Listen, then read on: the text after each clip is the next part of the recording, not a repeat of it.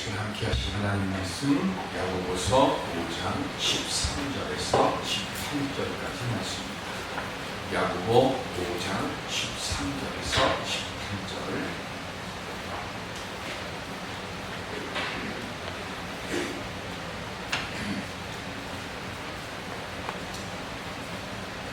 너희 중에 고난 당하는 자가 있느냐? 그는 기도할 것이요 즐거워하는 자가 있느냐? 그는 찬송할지니라. 너희 중에 병든 자가 있느냐? 그는 너희에게 장로들을 청할 것이요 그들은 주의 이름으로 기도를 받으며 그를 위하여 기도할지니라. 믿음의 기도는 병든 자를 구원하리니 주께서 그를 일으키시리라. 혹시 죄를 범하였을지라도 사하심을 받으리라. 그러므로 너희 죄를 서로 고백하며 병이 낫기를 위하여 서로 기도하라.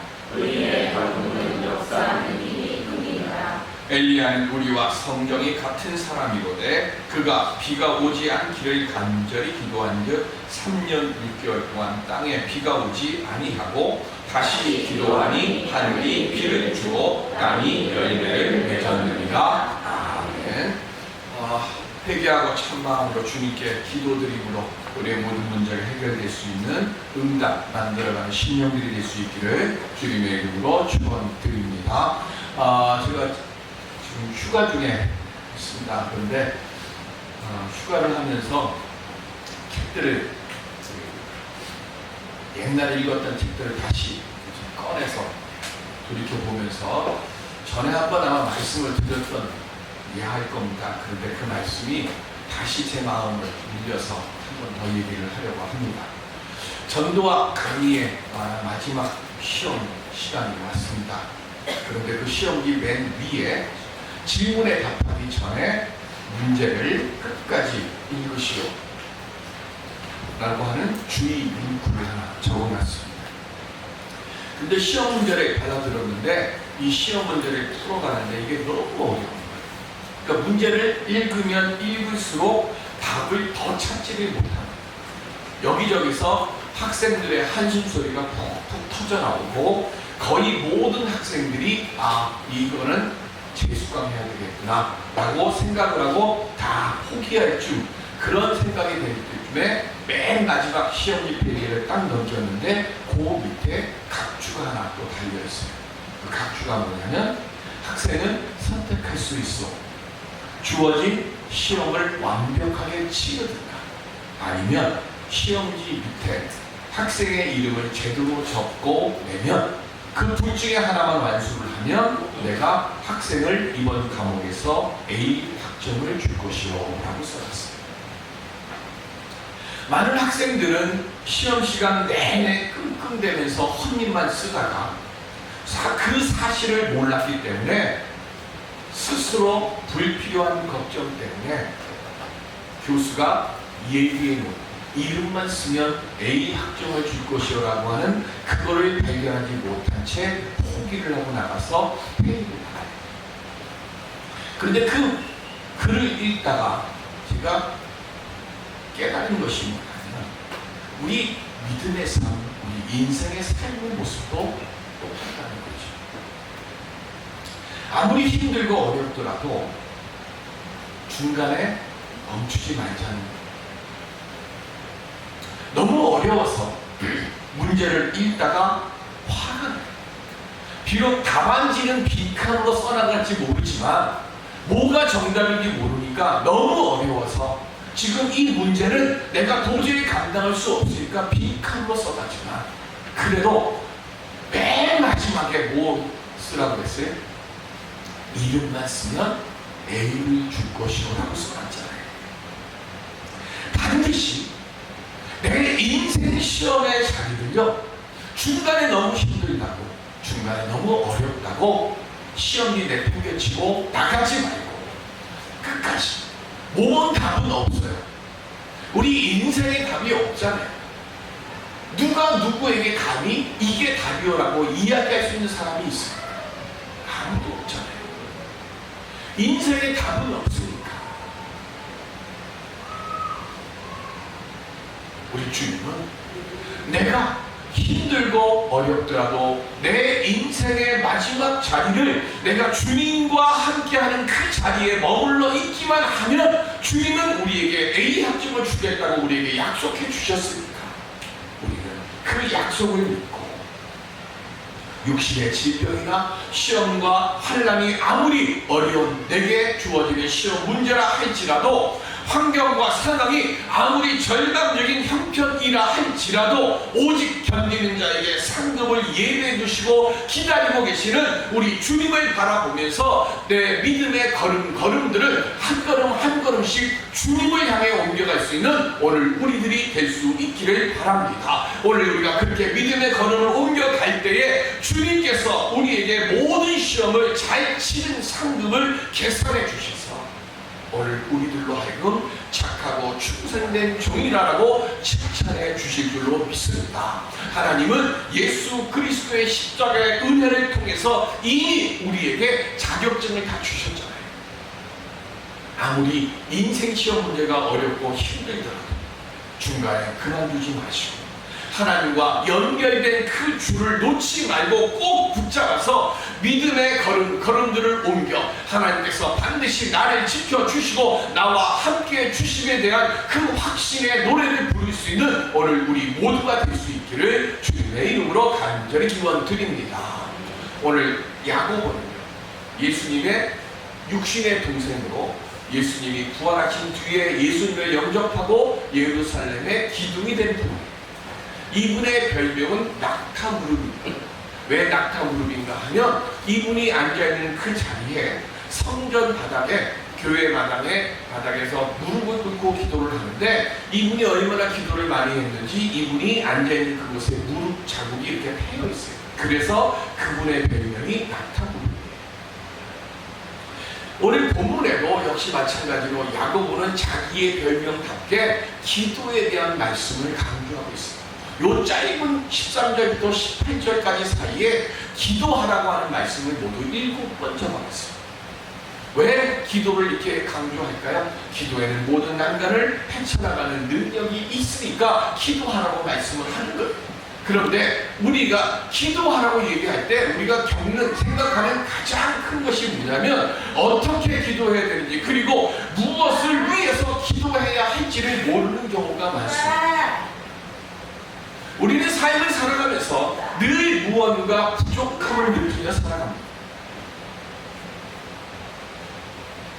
그래서 그 부족한 무언가를 채우기 위해서 열심히 구해요. 그런데 열심히 구하지만 얻지 못할 때가 참 많습니다. 얻지 못하니까 좌절감에 빠지고 그러다 보면 기도 어찌해야 될지도 모르겠고 기도를 해야 할지도 모르는 일에 빠집니다. 그래서 야고보는요, 먼저 이 야고보서에 우리로 하여금 기도의 그 모습들을 가르쳐줬어요. 첫 번째, 오늘 우리에게 하나님에게 무엇을 구해야 할 거를 말씀해 주시는 거예요. 그것이 뭡니까? 많이 배우고 많이 아는 것 같은데요, 막상 사람들이 어떤 일에 딱 부딪히게 되면 어떻게 해야 할지를 몰라서 방황하고 무엇을 구해야 할지도 모를 때가 많습니다. 왜 그렇습니까? 그때가 되어질 때 오늘 우리가 알아야 될 건 지식하고 지혜하고 다르다는 거예요. 아는 건 많은데 지혜라는 것이 뭐예요? 아는 건 없어요. 별로 아는 건 별로 없는데 그 상황에 맞춰서 대처할 수 있는 능력이 지혜잖아요. 오늘 야고보가 우리에게 말씀하시는 첫 번째, 오늘 우리가 기도해야 할 때 해야 할 것이 뭐냐? 야고보 1장 5절 말씀 시작. 너희 중에 누구든지 지혜가 부족하거든 모든 사람에게 후히 주시고 꾸짖지 아니하시는 하나님께 구하라. 그리하면 주시리라. 아멘.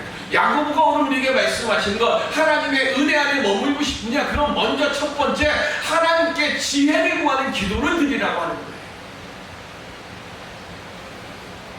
후히 주시고, 내가 어찌해야 될 바를 몰라서 내가 지금 이 문제를, 이 상황을 해결할 수 있고 대처할 수 있는 능력이 없으니까 하나님께 제일 먼저 뭐 하라고요? 하나님, 이 상황을 이기게 해주세요. 기도하는 게 아니라 하나님, 이 상황에서 제가 어떻게 해야 할지 제게 지혜를 주옵소서라고 먼저 구하라는 거예요. 그러면 후히 주시고 꾸짖지 아니하시는 그 하나님께서 하나님께서 이 상황을 바르게 대처하고 이 상황을 이기고 이 상황을 해결할 수 있는 지혜를 하나님이 우리에게 주신다는 거예요. 하나님께 구하면 하나님께서 주신다라고 야고보가 말씀합니다. 그런데 여기에 한 가지가 있어요. 뭐냐면 구해도 얻지 못해요. 여기에는 안 올려놨어요. 6절에 보면 1장 6절에 보면 이렇게 나와요. 오직 믿음으로 구하고 조금도 의심하지 말라 했습니다. 의심하는 자는 마치 바람에 밀려 요동치는 바닷물결이다. 여기서 얘기하는 의심한다라고 하는 이 말의 뜻이 뭐냐면 두 마음을 품는다. 하나님 앞에 지금 지혜를 구하고 하나님께 내가 지금 기도하는데 마음속에 두 마음을 품고 기도하는 자는 하나님으로부터 지혜도 얻지 못하고 응답도 얻지 못한다는 거예요. 두 마음이라고 하는 것이 의심한다는 것이 뭐냐면 이 일이 일어날까라고 하는 것에 대한 것이 의심의 하나고 그 의심이 점점 커지게 되면 우리가 기도하는 사람이 믿음 가진 사람이 절대로 해서는 안 될 것이 있어요. 예수님이 하신 말씀입니다. 그게 무슨 말씀이에요? 염려하지 말라. 하나님께 지혜를 구하면서 염려하면 하나님이 응답을 주셔도 그걸 우리가 받지도 못하고 깨닫지도 못한다는 거예요. 그러니까 두 마음을 품지 말라고 하는 거예요. 왜? 하나님의 살아계심과 하나님의 능력과 하나님의 사랑을 믿지 못하니까 의심하고 두려워하고 염려하는 거라는 거예요. 그래서 뭐 하라고? 내가 가지고 있는 그 모든 것들을 다 내려놓으라는 거예요. 내 마음속에 의심하고 두 마음 품고 근심하고 염려하면서 하나님께 기도한다는 건 그건 시간 낭비라는 거예요. 그래서 그런 사람들이 드리는 기도는 아무리 기도를 해도 하나님 응답해 주시지 않는다고 말씀하는 거예요. 그렇기 때문에 우리는 먼저 하나님의 능력과 하나님의 사랑과 하나님의 응답을 얻기 위해서 의심하지 말고 염려하지 말고 하나님께 지혜를 구할 수 있는 오늘 믿음 갖는 우리들이 될 수 있기를 바랍니다. 아까도 말씀드렸지만 야고보는 기도의 사람이라고 했어요. 예수님의 육신의 동생이라고 했어요. 그래서 야고보는 기도할 때마다 하나님이 예수님의 육신의 동생이니까 그는 특별한 관계니까 특별한 사람이니까 기도할 때마다 응답 주셨겠지. 그러니까 이렇게 야고보서 1장부터 5장까지 기도에 대해서 강조하고 믿음의 행함에 대해서 강조하겠지. 정말로 야고보가 기도할 때마다 응답의 역사가 일어났을까요? 사도행전 11장 28절 시작. 그 중에 아가보라 하는 한 사람이 일어나 성령으로 말하되 천하에 큰 흉년이 되리라 하더니 글라우디오 때에 그렇게 되니라. 아멘. 예루살렘에요 큰 기근이 일어나요. 예루살렘뿐만이 아니라 중동 지역 전체에 큰 기근이 일어나요. 큰 기근이 일어날 때 죽은 사람도 살려내는 능력을 가졌던 사도 베드로도 있었고, 그렇죠? 예루살렘 교회 기도의 능력자들이 엄청나게 많아요. 그런데 그분들이 기도함으로 이 기근의 문제를 해결했어요? 기도 딱 하니까 바로 한 해에만 딱 기근이 멈추고 그 다음부터 풍년이 들어왔어요? 아니에요. 한두 해에 끝난 게 아니에요. 11장 28절 뒤에 보면 안디옥 교회에서 헌금을 걷어가지고요, 사도 바울이 그 헌금을 예루살렘 교회에다가 전달해서 예루살렘 사람들의 이 기근을 넘기는 일이 일어나요. 그리고 나서도 여러 해 동안 계속 기근이 이어지니까 고린도 교회하고 에베소 교회하고 마게도니아 지역에서 또 헌금을 구제 헌금을 모아가지고 몇 년 동안 계속해서 예루살렘 교회를 돕는 일들을 바울이 하고 있어요. 그걸 바울 서신이 기록하고 있거든요. 내가 살고 있는 내 교회 그리고 내 자리, 내 나라의 그 기근의 문제도 해결하지 못한 사람이에요. 기도 응답의 역사도 만들지 못한 야고보가 그러면 왜 7번이나 이렇게 기도하라고 강조를 할까요?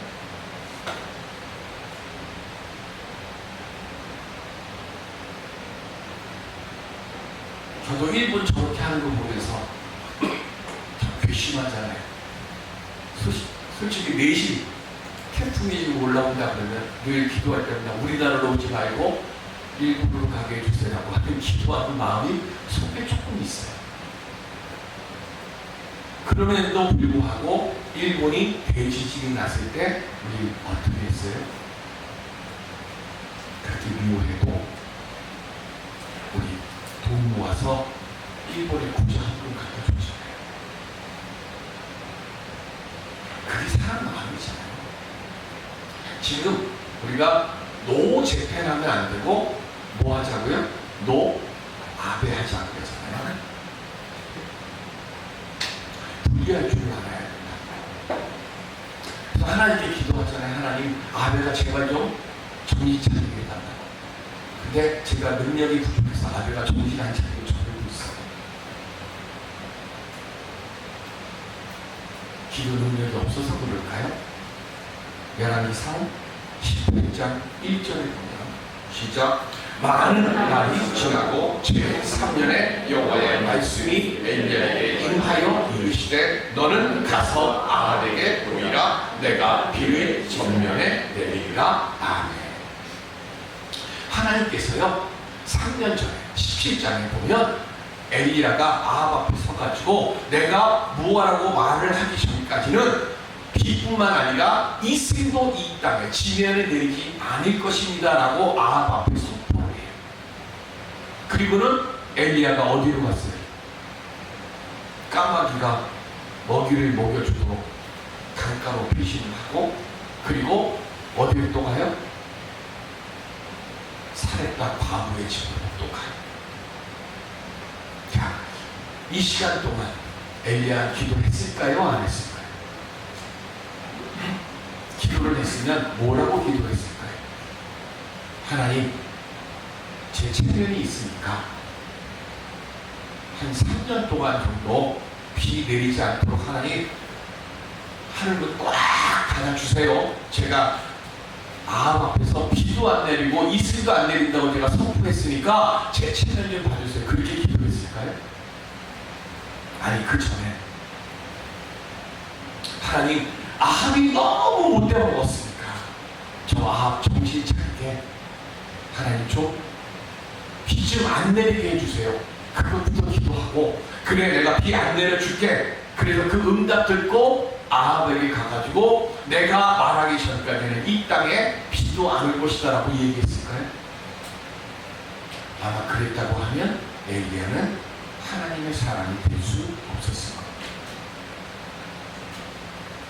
엘리야가 나라를 위해서 가슴을 치면서 기도하는 중에 하나님께서 이 땅을 심판할 수밖에 없다고 하는 그 사실을 기도하는 중에 알게 되고, 그리고 뭐라 그래요? 그래서 아합에게 가가지고 내가 무슨 말을 하기 전까지는 이 땅에 비가 오지 않을 것입니다 라고 이야기를 하는 거예요. 이 속에는요, 우리는 성경에 있는 말씀을 항상 새겨들어야 되는 거예요. 정말로 내가 말하기 전까지 비가 안 올 겁니다, 이슬도 안 올 겁니다, 그거 지켜보세요, 이 뜻으로 얘기했을까요? 내가 지금 비록 이 말을 하지만 아합 임금이여 당신이 지금이라도 당장 회개한다고 하면 하나님께서는 하늘문을 열고 당신에게 비를 내려 주실 것입니다. 그러니까 회개하세요, 이 뜻으로 얘기하는 거예요. 그런데 아합은 어떻게 해요? 회개 안 하잖아요. 자기의 이 모든 이 나라의 어려움을 다 누구 책임으로 돌려요? 엘리야가 딱 나타나니까 우리를 어렵게 하고 이 나라를 환난에 빠뜨린 이여 네가 내 앞에 나타났는가 하고 아합이 엘리야에게 큰 소리 치잖아요. 엘리야는 지금 하나님에게 지금 뭐 하는 거예요? 자기는 그 고난의 자리에서 도망가지 않았어요. 그 고난의 자리에 같이 있어요. 같이 목마르고 같이 먹을 것이 없고요, 같이 힘들어하고 같이 죽어가는 사람들을 보면서 그 3년 기간 동안 굶어 죽어가는 사람들이 얼마나 많았겠어요. 먹을 걸 찾아서 다니는 사람들이 얼마나 많았겠어요. 그런데 그 사람들을 엘리야가 다 보고 있는 거예요. 보면서 뭐 하는 거예요? 하나님께 가슴을 치면서 기도하는 거예요. 하나님, 도대체 언제까지 이 땅을 이렇게 내버려 두시려고 합니까? 그렇게 기도하고 기도하는 중에 하나님께서 엘리야에게 때가 됐다고 하는 것을 알게 해주셨어요. 기도는요, 하나님의 마음과 때를 분별하는 거예요. 엘리야는 하나님 비를 멈추게 해주세요라고 기도한 것이 아니라 하나님 언제쯤 되어야, 언제가 되어 하나님의 때를 위해서 계속해서 쉬지 않고 3년이 넘도록 하루도 쉬지 않고 하나님께 기도했던 것이고, 그때 비로소 하나님께서 이제 때가 됐으니까 네가 아들에게 가라고 말씀하는 거예요.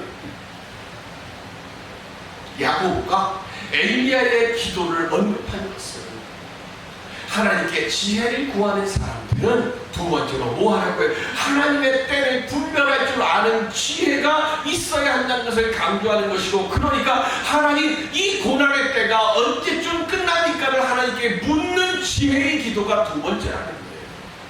그러면서 야고보가 뭐라고 그러시냐면 믿음의 기도는 역사하는 힘이 크다고 했어요. 믿음의 기도가 뭡니까?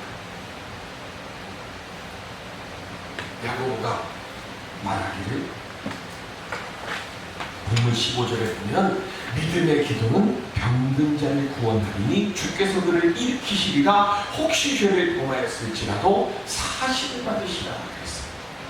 무슨 얘기일까요? 우리가 실패하고 욕심의 질병이 드는 것이 원인이 여러 가지가 있지만 그 중에 하나가 뭐냐면 내가 죄를 범해가지고 죄 때문에 실패할 때가 있고 죄 때문에 욕심의 질병에 걸릴 때가 있어요. 그때 뭐 하라고요? 믿음의 기도, 회개하는 기도. 하나님 앞에 내 감추에는 하나님 앞에 내 죄를 고하는 회개의 기도를 드릴 때 그때 역사하는 힘이 크다고 말씀하는 거예요. 죄로 인해서 오는 병이나 고난이 왔을 때 회개하고 기도하면 하나님께서 온전히 회복시켜 주시는 역사를 주신다는 거예요. 그러면서 뭐라고 해서 병든 자가 있느냐? 교회의 장로를 청하라 그랬습니다. 여기서 말하는 장로는 지금의 장로가 아니라 오늘날의 목사를 얘기하는 거예요. 목사를 불러서 목사님을 모셔가지고 기도하라는 거예요. 왜 목사님을 모셔오라고 얘기하는 걸까요? 목사님이 오시는 그 기도는 뭐예요? 교회가 하나가 돼서 교회를 대표해서 가는 기도예요. 목사가 능력이 있어서 기도하는 것이 아니라 교회가 하나가 되어서 기도할 때 그때 교회들이 이 여기서 얘기하는 환자는요 혼자 힘으로 움직이지 못할 정말로 죽음을 눈앞에 두고 있는 아주 중환 자예요. 그런 중환 자가 있어요. 마음의 중환 자도 있고 육신의 중환 자도 있어요. 그런 중환 자는 뭐 하라고요? 하나님의 교회의 대표를 모셔다가 기도하라는 거예요. 하나님의 대표가 와서 기도할 때 목사 혼자 가서 기도하는 게 아니라 목사가 기도하러 가면 교회가 하나가 되어서 기도한다는 거예요. 교회가 서로가 뭐 하는 거니까 전체가 그 환자 한 명을 위해서 마음을 모아서 기도해 줄 때 그때 오늘 본문에 보면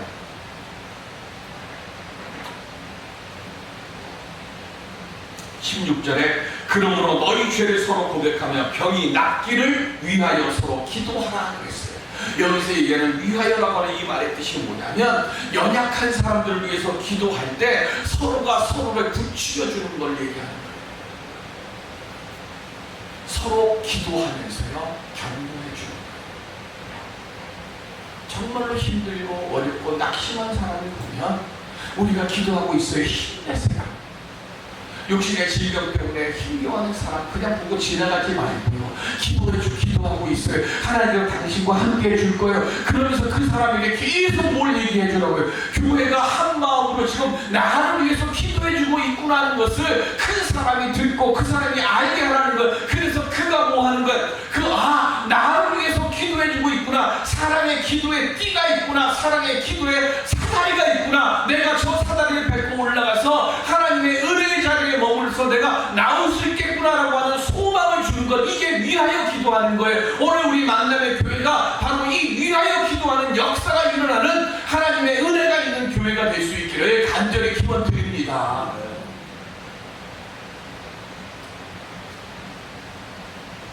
토레이 목사님이 쓴 글에 보면 아주 한 추운 겨울에 벌벌 떠난 노숙자가 이분이 목사님인 줄을 알고 토레이 목사님에게 이야기를 하는 거예요. 목사님, 제가 너무 추운데 코트 하나만 있으면 제가 살 것 같습니다.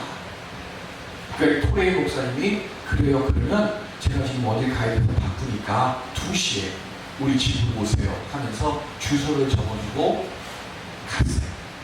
2시가 돼서 이분이 목사님 댁에 왔어요. 그래서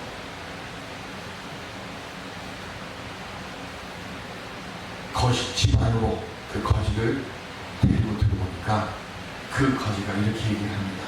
오늘 오후 2시에 집으로 찾아오면 코트를 주겠다고 하셔서 약속하셔서 제가 찾아왔습니다. 만일 지금도 마음이 변하지 않고 주시기를 원하신다면 제게 주세요. 그랬어요. 그때 토레이 목사님이 뭐라 그랬을까요? 지금 뭐라 그러셨어요? 라고 물었어요. 왜요? 약속한 적 없어요? 라고 할까봐요? 거지가 한 말 중에 뭐 하나가 들어갔어요. 목사님이 안 한 말 하나. 뭐죠? 토레이 목사님이 뭐라 그랬어요? 2시에 오면 주겠다고 약속했잖아요. 근데 이 거지는 뭘 붙였어요? 많이. 오늘 우리가 기도하면서요, 하나님께 기도할 때 하나님은 우리에게 뭐라고 했어요? 구하라 주실 것이라고 했어요. 근데 우리는 자꾸 뭘 해요? 만일자리 붙이는 거예요. 만일이 왜 들어가요? 하나님의 능력을 의심하거나 하나님의 능력에 대해서 오늘 나는 그런 사랑을 받을 자격이 없는 사람이라고 스스로 내 자신을 비하시거나. 토레이 목사님이 얘기를 합니다. 저는 당신에게 분명히 2시에 오면 옷을 주겠다고 약속을 했지 다른 건 제가 얘기하지 않았어요 라고 이야기하면서 코트를 줘요. 오늘 우리가 기도할 때 깨달아 알아야 될 것이 하나 있습니다. 말씀 없이 기도는 위험한 거예요. 그래서 늘 얘기합니다. 기도 100시간 하는 것보다 하나님 말씀 붙잡고 10분 기도하는 것이 더 큰 능력이 있어요. 왜? 내가 100시간 기도하는 건 내 얘기만 하는 거예요. 그런데 말씀 붙잡고 기도할 때는 말씀은 누구의 말씀이에요? 하나님의 말씀이잖아요. 하나님의 약속을 붙잡고 하나님의 약속을 확신하고 그 확신된 것을 가지고 하나님 말씀에 이렇게 약속해 주셨으니까 약속대로 제게 은혜의 응답을 주시옵소서라고 기도해야 그때 말씀에 근거해서 하나님의 은혜의 역사가 우리에게 임재하지 않겠습니까? 믿음의 기도 세 번째, 마태복음 8장 20절 시작. 한 나병 환자가 나와 절하며 이르되 주여 원하시면 저를 깨끗하게 하실 수 있나이다 하거늘 아멘. 믿음의 기도의 세 번째는 뭐예요? 내가 원하는 걸 하나님께 구하는 것이 아니라 내가 원하는 것이 누가 원하는 것이 되라고요? 주님이 원하시는 것이 되게 하는 거예요. 나병 환자는요, 예수님께 믿음의 기도를 드렸어요. 기도하는 사람이 구하는 그것을 응답받는다고 하는 큰 확신과 기대를 가지고 기도하는 거예요. 하나님은 지금 내가 원하는 것이 내 욕심과 내 어리석은 것을 위해서 기도하는 것이 아니라 하나님을 통해서 하나님의 영광을 드러내는 그 역사가 일어날 수 있도록 지금 나로 하여금 기도하게 해주셨고 나로 하여금 이렇게 구할 수 있도록 지혜를 주셨다고 하는 것에 대한 믿음을 가지고 있는 사람이 드릴 수 있는 기도가 주께서 원하시면 내게 응답해 주실 줄로 믿습니다라고 하는 기도인 줄로 믿습니다. 오늘 우리가 기도할 때 주여 주시옵소서가 아니라 주님 제가 구하는 것이 주님이 원하는 것이 되게 하여 주시옵소서. 오늘 우리의 기도가 이 기도로부터 시작되어질 때 그때 주님이 나병 환자에게 뭐라고 하셨어요? 내가 원하노니 깨끗함을 입으라 말씀하셨잖아요.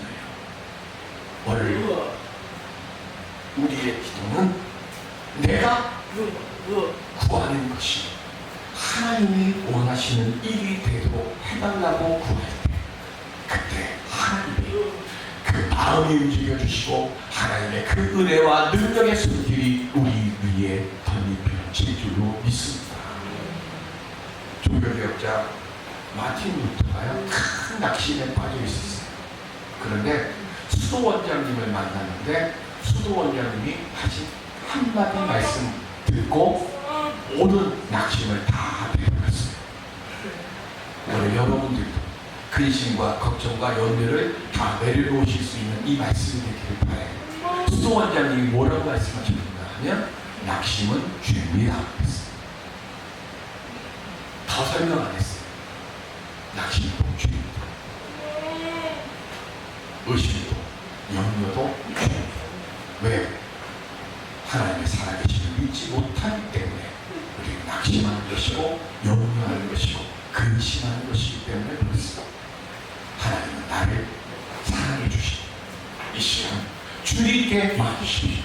힘들고 어려워도 아파도 중간에 제발 이름 쓰지 않은 답안지 내려놓지 마시고 끝까지 믿음의 걸음 옮겨서 내 마지막 자리 모든 질병과 고난의 때를 이기고 가야의 산에 내려주셨던 그 은혜의 불과 폭우를 경험하는 오늘 우리 모두가 될 수 있게 주님의 이름으로 축원드립니다.